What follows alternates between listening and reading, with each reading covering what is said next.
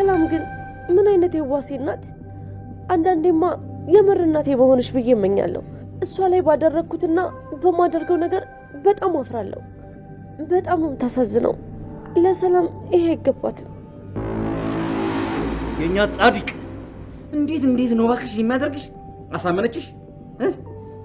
አንቺ ምን አባሽ ስለሆንሽ ነው ለሷ የምታዝኝላት? እንዳሰብከው እኮ አይደለም በኃይሉ። ለሰላም አይገባትም ነው ያልሽው? አንቺ ሲጀምር ማን ስለሆንሽ ነው የሚገባትና የማይገባትን የምትወስኝ? እና ለኔ ነው የሚገባኝ? ስለ ሁለታችን የምታውቂው ነገር የለም። ስለዚህ ዝም ብለሽ ነው መቀመጥ ያለብሽ። እሺ ገባኝ። ሰሚያለሽ የኛ ጻድቅ፣ አንቺ የውሸት ልጅ ነሽ። በመርዝ ድግልያት እንደነበር ረሳሽው?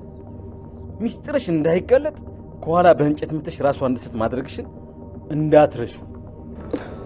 እሺ አረሳ። እንዴት በኃይሉና ሳሚን ሊያጠፋ የሚችል ፋይል እንዲህ በቀላሉ አጠፋለሁ? ቆይ እኔም ብሎ ፋይል ላኪ ደግሞ ጠብቀኝ እልክልሃለሁ እላለሁ እንዴ? ቆይ እንዲህ ማን ያጠፋል? እኔ ፒሲ የምጠቀምበት ወላ ጠፋ ይችላል።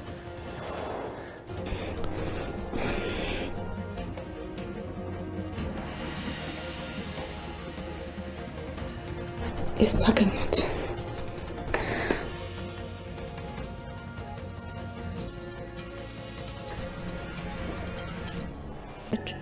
ሁለቱም እውነቱን ማወቃቸው አይቀርም ያለችው ለምንድን ነው?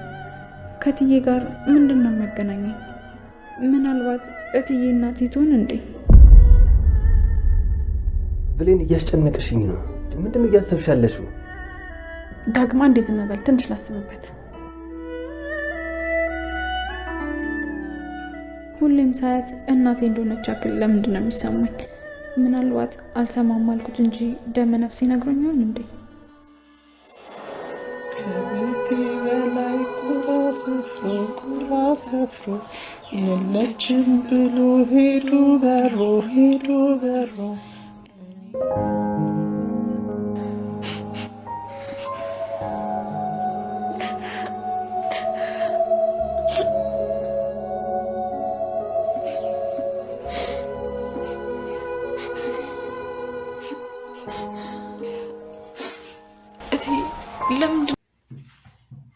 ሰላም ውዴ ቻናሌ ቤተሰቦች እንዴት ናችሁልኝ?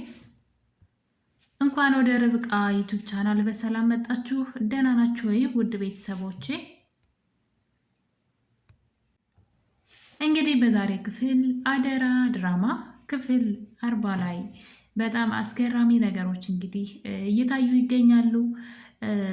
ለስንት ዓመታት ተደብቆ የነበረ የብሌን እውነት አሁን ላይ እውነቱ ወደ መውጣቱ እየደረሰ ነው። እንግዲህ ይዘገያል እንጂ እውነት ተደብቆ አይቀርም የሚባለው ነገር ሰላምም በተደጋጋሚ ጊዜ ቃልን አንድ ቀን እውነቱ ይወጣል፣ ቃል ይዘገያል እንጂ ትላት ነበረ። አሁን ላይ እንግዲህ ነገሮች ሁሉ ብሌንም ሳትቀር እየተገለጡላት ይገኛሉ። ነገር ግን በዚህ መሀል እንግዲህ እስካሁን ስትለፋበት የነበረው የቃል ተግባር ማለት ነው አሁን ላይ ቃል ለሰላም ማሰብ ጀምራለች።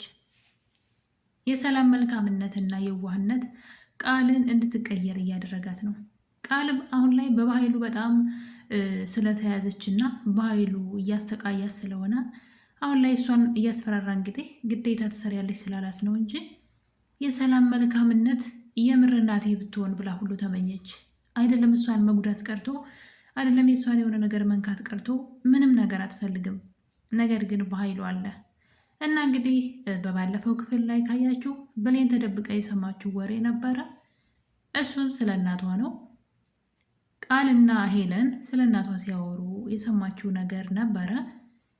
ሁሉንም ነገር ለብሌን እነግራታለሁ፣ አንቺና በኃይሉ የእናቷ እንዳታገኝ የምታደርጉትን ነገር ሁሉ እያለች እንግዲህ ስለ እናቷ ሁሉንም እነግራታለሁ።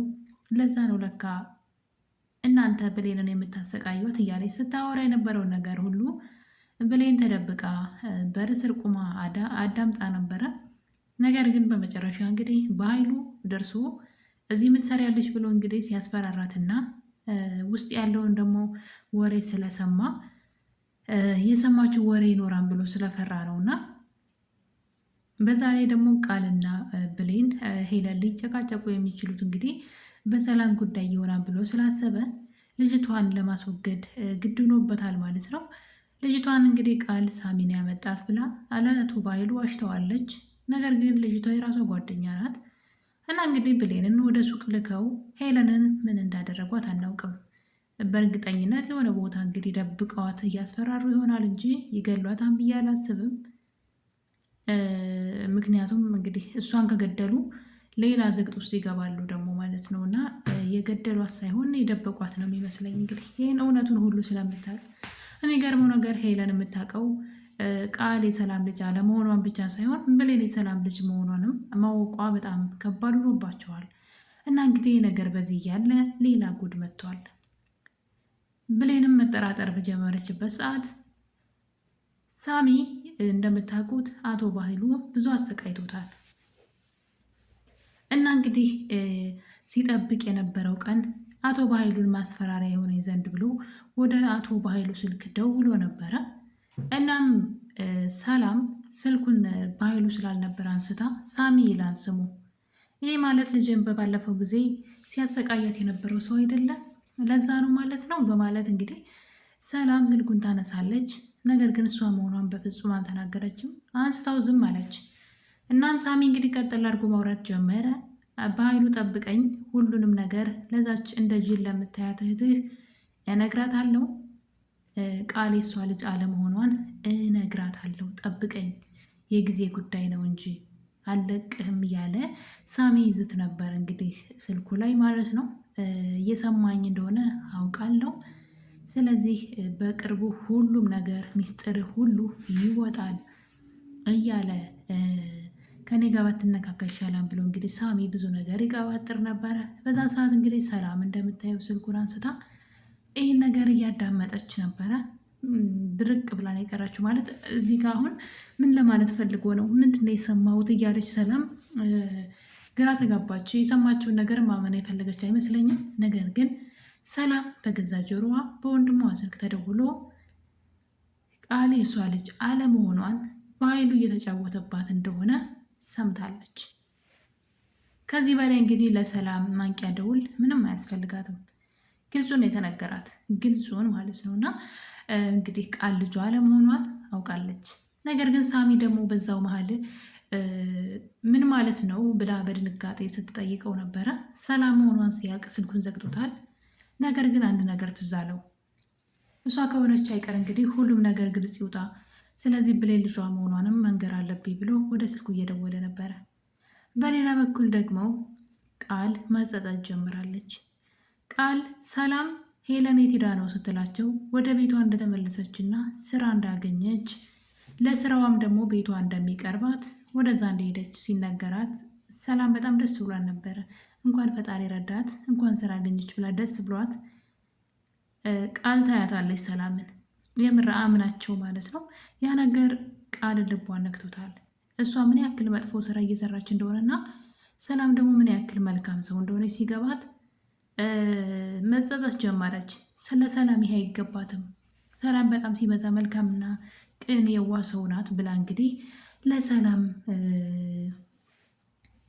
መጸጸቷን ወይም ደግሞ ለሰላም መቆርቆሯን እንግዲህ እዚህ ጋር ስታወራ ከባህሉ ጋር ቁመው ነበረ። እንደምታዩት ባህሉ ሊበላት ነበር የደረሰው። አይኑን ጎልጉሎ እስኪ ድገሚው አሁን ያልሽውን አንቺ ለማኝ በማለት እንግዲህ እየመጣሽበትን የረሳሽ አንቺ እኮ እያለ እንግዲህ ሌሎች ነገሮችን በነገራችን ላይ እዚህ ቀደም ወደዚህ ቤት ስትመጣ ቃል አቶ ባህሉ እሷን እንድትመርዛት በመርዝ ያው ይሄ ስምምነታቸው ነው፣ መርዛ እንድትገላት ማለት ነው። እናም ባህሉ ለክፉ ቀን የሆነኛም ብሎ እንግዲህ ያንን መረጃ ይዞባታል። እሷ እንድትመርዛት ካደረገ በኋላ ግን ልጅቷ ላይ መረጃ ይዞባታል። እናም ጭራሽ ማዘን የሚባል ነገር ከአንቺ እንዳልሰማ ያዘንሽ ቀንና ለእሷ ያሰብሽ ቀን ልትመርዣት እንደነበረ መረጃ አለ ብሎ እንግዲህ አቶ ባህሉ ቃልም ማስፈራራት ጀምሯል። እሷ ግን ለሰላም ይሄ አይገባትም፣ ይህ ነገር መቅረት አለበት ለማለት እየፈለገች ነው። አቶ ባህሉ የምፈልገውን ሳላገኝ ከሀሳብሽ ንቅንቅ ማለታችም ወንጀለኛ ነሽ፣ መረጃ አለኝ፣ ልትገሊያት ነበረ በተደጋጋሚ በመርዝ በማለት ቃልን እያስፈራራት ይገኛል። ሌላው ደግሞ ቃል ሳሚ እንግዲህ እዚህ ቀደም ቤታቸው ድረስ ሄዶ አንገቷን አንቆ በጥፊ ጠፍጥፎ ጥሏት ነበረ። ያም በራሷ ጥፋት ነው። አቶ በኃይሉን አሳስራ ሳሚን ያሳሰረ ብላ እንግዲህ ነገሩን ወደ ሳሚ ጠቅላበት ስለነበረ እና አቶ በኃይሉ ደግሞ ሳሚን አግቶ በጣም ብዙ ስቃይ አድርሶበታል። አምልጦ ነው እንጂ እስኪሞት ድረስ ሊተወው አልፈለገም ነበር በኃይሉ። ነገር ግን ልጁ አመለጠ ከታሰረበት እና እንግዲህ ያኔ ነው እሱ መቶ የደበደባት። በዛ የተነሳ እሱን መበቀል ፈልጋለች። እናም እንግዲህ አጅሪት እሱን የምትበቀልበት ቀንህን ጠብቅ ብላ እዚህ ቀደም ዝታበት ስለነበረ አንድ ፍላሽ አለ ከአቶ በኃይሉ ላይ እየወሰደችው ሳሚን ያው በኃይሉ ወንጀል ያሰራው ነበረ። ሰዎችን እንዲገድል ሊሆን ይችላል፣ የሰዎችን ብቻ ብዙ ወንጀሎችን።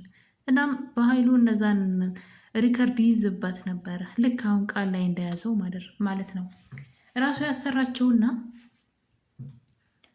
ወንጀሉን ራሱ እያሰራቸው ከዛ ሌላ መረጃ ይዝባቸዋል እዛ ላይ ማለት ነው። ምክንያቱም ድጋሜ ያን ስራ ስሩ ሲላቸው አንሰራም ብለው ወደኋላ ቢሉ በዛ ለማስፈራራት ነው በኃይሉ የሚጠቀምበት። እናም ለዛ ነበር እንግዲህ የሳሚን የወንጀል እንትኖች ስራዎች ማለት ነው ሪከርድ አድርጎ ይዞበት ነበረ። ይህ ነገር እንግዲህ ከሱ ፍላሽ ላይ ተገኝቶ ቃል ላፕቶፓ ላይ አስቀምጠው ነበረ፣ ፋይል ውስጥ አስቀምጠው ነበር። እናም እዚህ ቀደም ካስታወሳችሁ ዳግምና ሳሚ ተደባድበው ነበረ። ዳግም ሳሚን በጩቤ ሊወጋው ሲል የተነጋገሩት ንግግር አለ። አቶ በኃይሉ ጋር አንድ ፍላሽ አለ፣ እሱም ቃል እጅ ላይ ነው ያለው። ስለዚህ ቃል ደግሞ ቀን ጠብቃኔ ልክ እንደ በኃይሉ እስር ቤት ልታስገባኝ ስለምትችል ይህንን ፍላሽ ከእሷ ላይ ማለት ይዛችሁል እንድትመጡም እንድታጠፉትም ከእሷ ከላፕቶፖ ካላት መረጃውን ሁሉ አጥፉልኝ፣ ያለዛ እናትህን እገላታለሁ ብሎ ሳሚ ዝቶበት ነበረ። እናም ይህን ነገር እንግዲህ ዳግምና ብሌን ቃልን አዘናግተው ፍላሽን ወስደውታል፣ ፋይሉንም አጥፍተውባታል ከላፕቶፖ ላይ እና ቃል እንግዲህ ዛሬ እሱን ለመበቀል አሰበች። ያንን ፋይል ተጠቅማ ልታሳስረው ነበረ ሀሳቧ እና እንግዲህ ወደ ላፕቶፖ ስትገባ ያ ፋይል አልነበረም። ፋይሉ ሲጠፋ ቃል ትናደድና እንግዲህ ስትናደድ ጨጓራዋ ይመስለኛል የሚያማት ሙታ ነው እንግዲህ የምትነሳው። በመከራ ነበር እንግዲህ በመድኃኒት መቆም የቻለችው ማለት ነው። በዚህ ሰዓት ነበረ ከዳግም ጋር የተገናኙት። ዳግም ደግሞ ብሌን ከእሷ ጋር ፍቅረኛ ሆነልኝና ስለ እናቴ ያውጣጣልኝ ውለታ ዋልልኝ ብለዋለች። ከቃል ጋራ ፍቅረኛ ሆንልኝ ብለው ስለነበረ ይህን አጋጣሚ ተጠቅሞ እንግዲህ ከእሷ ጋር መሆን ጀምሯል ማለት ነው። እሷን ታማ ስትሰቃይ መድኃኒት ስላልነበራት ሲንከባከባትና አጋጣሚውን ተጠቅሞ ሲቀርባት እያየን ነው። ነገር ግን ይህን ነገር እንግዲህ ሰላም አይታለች። እዚህ ቀደም ዳግምን ብሏል፣ ብሌንን ቃል የምታሰቃያት ብሌንን እኔ ስለምወዳትና ብሌንም እኔን ስለምትወደኝ በመካከላችን ስለምትቀና ነው ብሌንን የምታሰቃያት ብሎ ለሰላም ነግሯት ነበረ። እኔ ደግሞ ቃልን አልወዳትም ብሎ ነበር። አሁን ላይ ግን እሱ ደግሞ አሁን ወደ እሷ ዙሯል። ይህን ነገር ሰላም አይታ ማለፍ አልቻለችም። በልጆቹ እየተጫወተ ነው ሆን ብሎ ነው ብላ እንደምታዩት ልጅቷን ስታስጠነቅቃትና እየተጫወተብሽ ነው፣ በባለፈው ብሌንን ነው ማፈቅራት ብሏል እኮ አልሰማሽም እንዲህ ብትልም ቃል ደግሞ ያው ዳግምን ስለምትወደው ምንም መስሚያ ይጠጥ ነው ብላለች ማለት ነው። እና እንግዲህ ዳግም ወደ ቃል እየቀረበ ነው። ከዚህ በላይ ግን በጣም ደስ የሚለው ነገር የብሌን መንቃት ነው። ብሌን አሁን ላይ ንቅት ብላለች። ሄለን የተናገረቻቸው ንግግሮች፣ ስለ እናቷ ልትነግራት የነበሩ ነገሮች እና የሄለን መደበቅ፣ የበኃይሉና የቃል ነገሮችን እያገጣጠመች ትገኛለች። በኃይሉና ቃል ማን ናቸው? ቃል ለምን ሰላም ቤት ልጅ ሳትወልድ ልጅ ነኝ ብላ መጣች? ሄለንስ እንዴት ስለ እናት ያወቀች? በኃይሉና ቃልስ ለምን ሄለንን ደበቋት? የሚለው ነገር ጥያቄ ፈጥሮባታል። በዛ የተነሳ እንግዲህ ምናልባት ቃል የትዬ ልጅ ካልሆነች እኔ ደግሞ ውስጤ ሁሌ ወደ ሰላም ነው የሚወስደኝ። ሰላምን ሳያት እናቴ ነው የምትመስለኝ። ምናልባት እናቴ ሰላም ብትሆንስ ብላ ብሌን መጠራጠር ጀምራለች። ይህ በጣም ትልቅ ለውጥ ነው። ምናልባት አጠገቤ አቅራቢያ ሆና ሊሆን ይችላል ብላ ታስባለች። እናም ሰላም እናቴ ብትሆንስ እያለች ነው እንግዲህ። ይህ ማለት በቀላሉ እናቷ መሆን አለመሆኗን ማጣራት ትችላለች። በቃ አንድ ጊዜ ቃል የሰላም ልጅ አለመሆኗ ከታወቀ ቀጣይ የሚሆነው ሰላም ራሷ ልጇን ትፈልጋለች፣ ብሌንን ትፈልጋለች። ምክንያቱም ትክክለኛ ልጇ እንዳልሆነች ቃል ካወቀች ትክክለኛ ልጇን ፍለጋ ትገባለች ማለት ነው። ስለዚህ ያኔ እንግዲህ ብሌንም ደግሞ እናቷን ስትፈልግ፣ ሰላምም ልጇን ብሌንን ስትፈልግ መገናኘታቸው አይቀርም። ነገር ግን እዚህ ጋር ብሌን መንቃቷ በጣም ደስ ብሎኛል። አቶ በኃይሉ ደግሞ ከዚህ በኋላ ምንም ማድረግ የሚችል አይመስለኝም። ሰላምን ግን እንዳይጎዳ ትፈራለሁ፣ ወይም ደግሞ ብሌንን ማለት ነው። ምክንያቱም አሁን ላይ ሚስጥር ሁሉ እየወጣ ነው። እንግዲህ ሳሚ ሁሉንም ሚስጥር አውቶ ለሰላም ነግሯታል። በጣም ይገርማል። ይህን ነገር እንግዲህ ሰላም በድብቅ ብትይዘው መልካም ነው። ያለዛ ግን ሊጎዷት ይችላሉ ብዬ አስባለሁ። ያለ ንብረትን ብቻ እንግዲህ ልጅቷ ወራሽ እንድትሆን ተደርጎ ምናልባት ሰላምን ለመጉዳት ሊሞክሩ ይችላሉ። ሌላው ደግሞ ዳግም እንግዲህ እናቱ ቤት ሂዶ ነበረ። ያቺ የፀሐይ የምትባለው የወይዘሮ ገነት ጎረቤት የአቶ በኃይሉ ጆሮ ጠቢ ወይም ደግሞ ወሬ አመላላሽ መሆኗ ተደርሶበታል። ዳግም ወደ እናቱ ቤት ሂዶ እዚህ ቀደም እናቱን ይቺ ጎረቤትሽ ከባኃይሉ ጋር ትሰራለች እንዴ ሲላት፣ በፍጹም አትተዋወቅም፣ እሷ ከኔ ጋር ጉልት ነው የምትሰራው ብለው ነበር። እናም ያ ነገር ዳግም አልተዋጠለትም። ሴትዋ ወሬ እያመላለሰች እንደሆነ ገባው። እናም እንግዲህ በድጋሚ ወደ እናቱ ቤት ሂዶ እያለ ቁጭ ባሉበት ይች ሴት ትመጣለች። እዚህ ምን ትሰሪያለች ብሎ ሲናገራት እናትየዋ ልጇን በጥፊ ትመታውና እንዴት ጎረቤቴን እንደዚህ ትናገራለህ አለችው። እናም ዳግም ለእናቱ ይች ሴት እኮ የበኃይሉ ሰው ናት፣ ከባኃይሉ ጋር ነው የምትሰራው፣ እጅ ከፍንጅ በኃይሉ ቤት ይዣታለሁ፣ ከባኃይሉ ጋር አንቺ ቤት ቆይታ ወደ በኃይሉ ጋር እየሄደች ወሬ ታመላልሳለች በማለት ለእናቱ እውነቱን ነግሯታል። ነገር ግን ወይዘሮ ገነት ራሷን ስተወድቃለች። ደግሞ ስትነሳ አላውቅም አላስታውስም እንዳትል። አሁን ላይ ነገሮች ሁሉ ድብልቅልቅ እያሉ ነው። የብሌን እውነትም መውጫው የደረሰ ይመስለኛል። እስከ ዛሬ ብሌን ተኝታ ነበረ። አሁን ላይ ግን ምን እንዳነቃት ባላቅም፣ በተለይ የሄለን ንግግር ብሌን እንድትነቃ የረዳት ይመስለኛል። በተለይ በተደጋጋሚ ደግሞ ቃል የምታደርግባት ነገር፣ እናቷ ያልሆኑ ሰዎችን ወደ ህይወቷ ታመጣለች። ከእሷ ቤተሰቦች ጋር የተያያዘ ነገር በጣም በተደጋጋሚ የሆነ ነገር ሲባል እናቷን ያግቱበታል። ብቻ የሁለቱ አንድ ላይ መሆንና የቃል ደግሞ የሰላም ልጅ አለመሆን እንድትጠራጠር አድርጓታል። እና ስለነቃች በጣም ደስ ብሎናል። እንግዲህ በቅርቡ እናቷን ማወቁ አይቀርም። በጣም ብዙ ነው የተሰቃየችው። በዚህ መሀል ግን ቃል በጣም ነው የምታሳዝነኝ። ቃል ንጹሕ ልብ ነው ያላት። በነገራችን ላይ ገንዘብ ፈልጋ ስለሆነ ነው እንጂ ያን ያክል መጥፎ ልጅ አይደለችም። እና አሁን ላይ ለሰላም ማሰብ ጀምራለች። በኃይሉ ደግሞ ይህን አስተሳሰቧን አልወደደላትም። ውድ ቤተሰቦቼ አደራ ድራማ እንግዲህ ክፍል 40 የዛሬው ክፍል ይሄን ይመስል ነበረ። በቀጣይ ክፍል አደራ ድራማ ላይ ምን ሊፈጠር ይችላል የሚለው በጣም አጓጊ ነው። እስከዛው ድረስ በሌላ በአዲስ ቪዲዮ እስከምንገናኝ ድረስ የዛሬን አበቃን። ቸር ቆዩልኝ።